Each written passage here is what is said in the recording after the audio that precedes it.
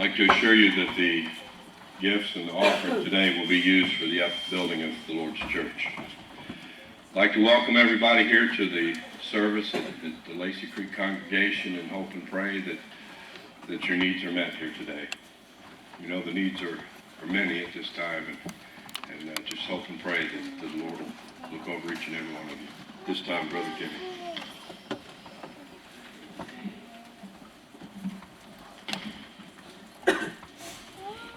There's another good song of confession found in number 84. That'll be our closing hymn.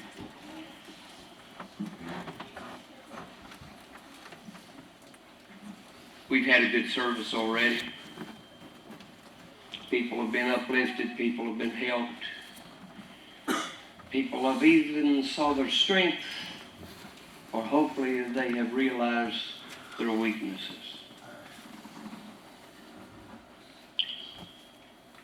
You know, I found this true in life. When I understand something, I have more confidence in it. And I think that that's where we're at in this period of time. If you're a student of the Bible, you know where you are this morning. You understand how it works. And by understanding, you have confidence in it, in the plan of God. I've learned a lot of difficult lessons the hard way.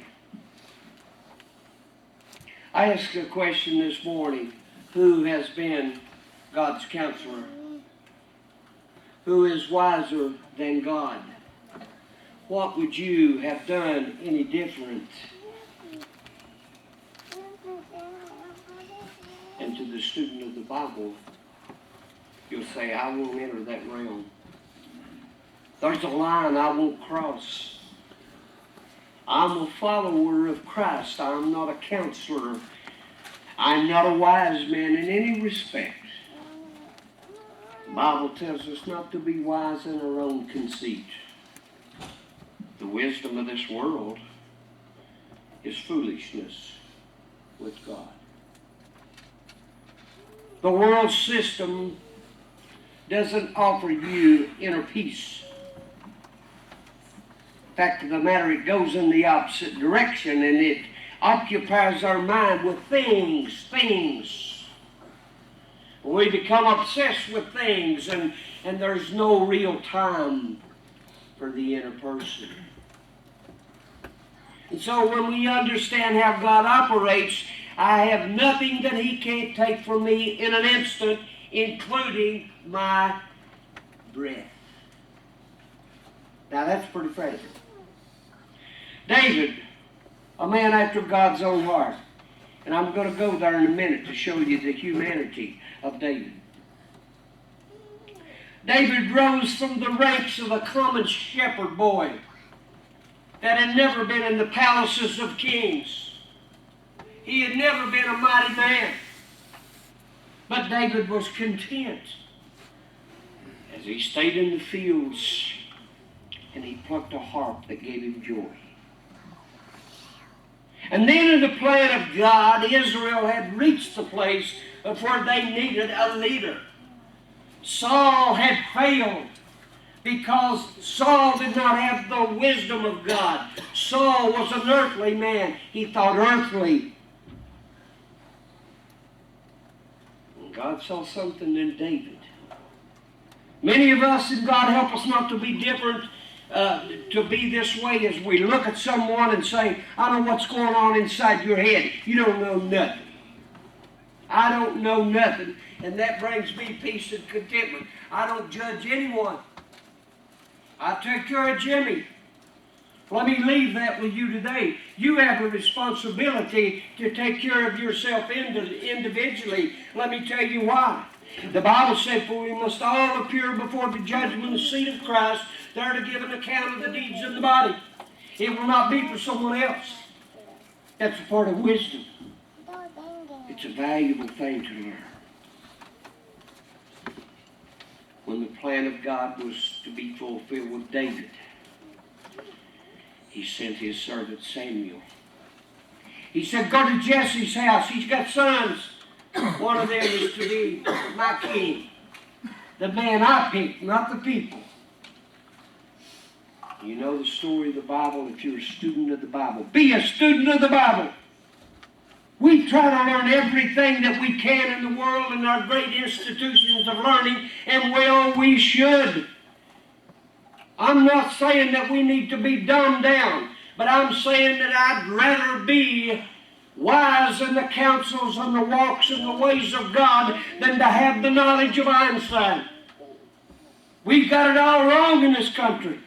And we're going to pay a tremendous price for it, because sin is an abomination to God, and it will destroy any nation that forgets God. Mark it down. It's in your book. And I'm not sure as a nation we're on the right path. And I think we need to bring it back to simplicity. Samuel went to Jesse's house. He said, "You got boys, I want to see them." I'm paraphrasing some of this because I got to get through it quick. You've sat long enough. You've hurt long enough, but I hope you've been uplifted. And as the sons of Jesse passed by Samuel, that wasn't the one. God said, "You got another son?" He said, "Yeah, I got a young lad in the field. He's watching the sheep." Samuel said, "Get him." That was God's man. Are we God's men? Are we men of the world? Are we God's women? Are we women of the world? Where are we at in the scheme of things? The Bible said, "It is not everyone that saith unto me, Lord, Lord, shall inherit the kingdom of heaven, but he that doeth the will of my Father which is in heaven." We're hurting this morning.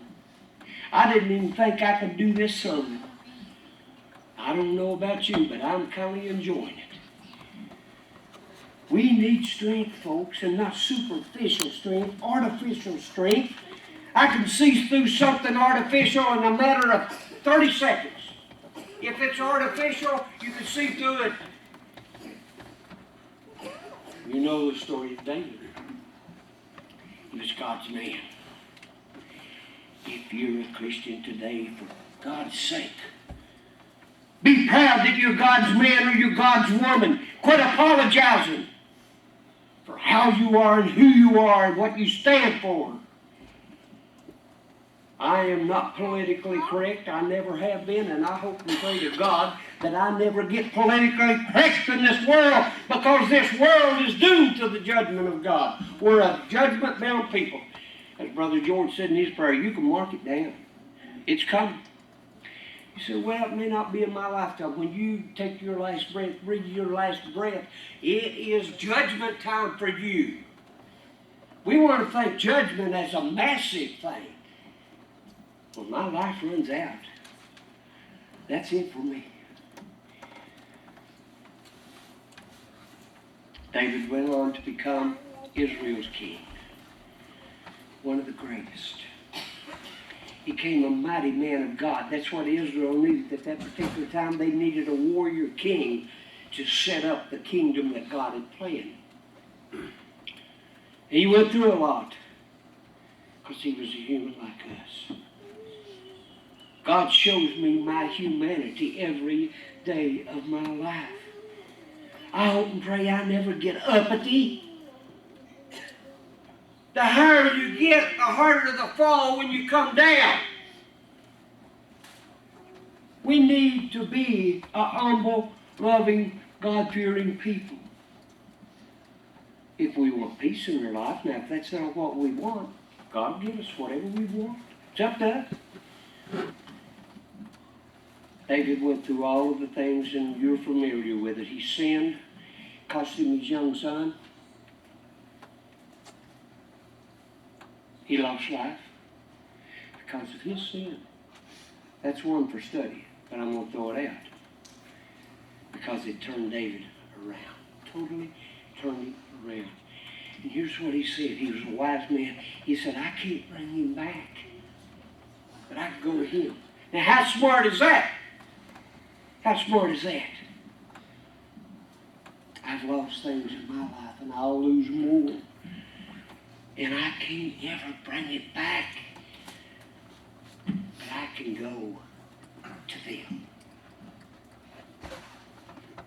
The fool has said in his heart, there is no God. That tells you something. That tells you how smart someone is that says there is no God.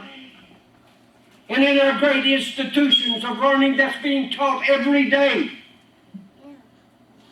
And I say the professor is a fool. That's pretty blunt. But it's time we take the gloves off, folks.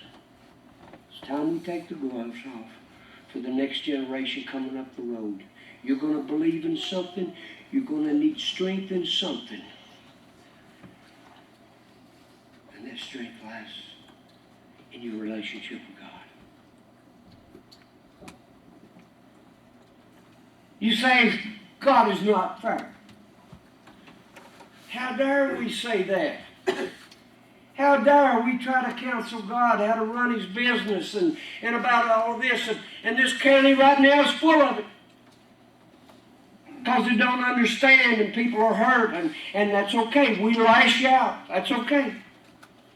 It's okay. You're going to do it anyway. But need to know what you're lashing out against, instead of accepting it very humbly. Say, that's the way it is. I can't do anything about it. I can't do anything about it except I can help someone else. I can love someone else. I can care for someone else. I can help someone else. That is our decision.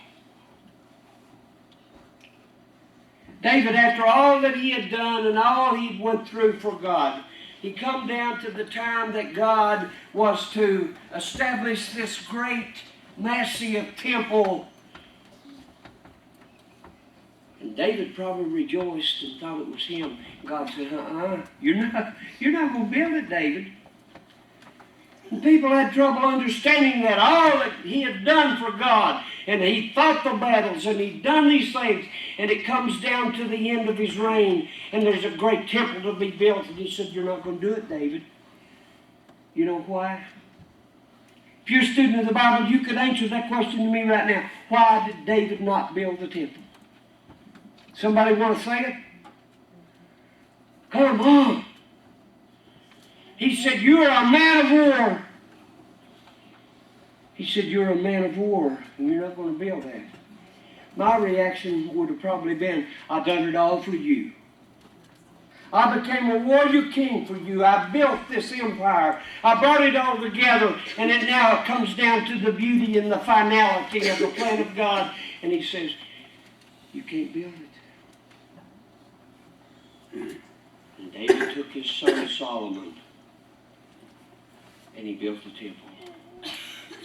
And Solomon was wise above all of the wisdom in the world. I would have felt cheated if I'd have been David. But you see, I'm thinking with this thing right here, it's a human mind. I'm thinking with this human mind. And God said, my ways are not your ways, and my thoughts are not your thoughts, saith the Lord. It's called self-trust. You know what Jesus said about people? His disciples one day, they were all gathered together, and a little child come to them, and they tried to get them out of there. You know what Jesus said? Suffer little children to come unto me, for of such is the kingdom of heaven. I'm telling you, if your heart doesn't come to the standpoint of forgiveness like a child, and you say, I don't want to think like a child. We need to think like a child when it comes to our obedience to God. We trust Him. We love Him as a parent, as a child loves its parent, and it trusts them, and there's great love. Then we get to be teenagers and we start to rebel. That's what sin does. May your heart be easy. May your life be at peace. May your life have purpose. May your life have dedication to something besides things that disappear with time. Ah, memory. Memories do not die. Do you know that? I couldn't tell you what somebody wore yesterday or 2 weeks ago, and I could care less as long as they're covered. That's what I said to one of the young men that was out there. I said, don't worry about dressing in the morning, just get covered. And they're here, covered. Think about it for a minute. God is to change this mind. The carnal mind is enmity against God. He told Nicodemus, you got to be born again, Nicodemus. And he said, I don't understand. He said, not like your physical birth, Nicodemus. You got to be born of water and spirit. And long after I've gone, I hope everything that my hands have built will deteriorate with time. But if I am remembered and loved, that will have been the important thing.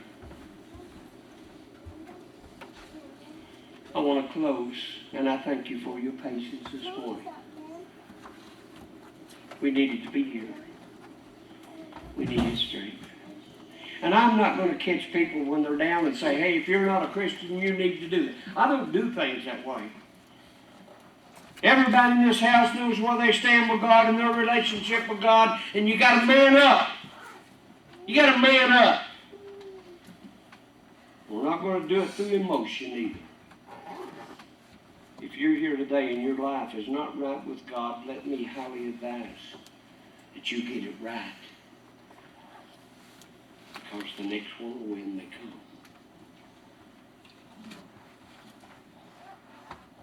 Think about it. I'm going to close with the 23rd Psalm. There's a Bible in the back of your book. If you'd like to pick that up and repeat it with me. It's a wonderful thing. It's a wonderful, wonderful thing. The 23rd Psalm, it's been said as people slip from this life into the black abyss of eternity. It's been repeated on our battlefields. I can't think of a better time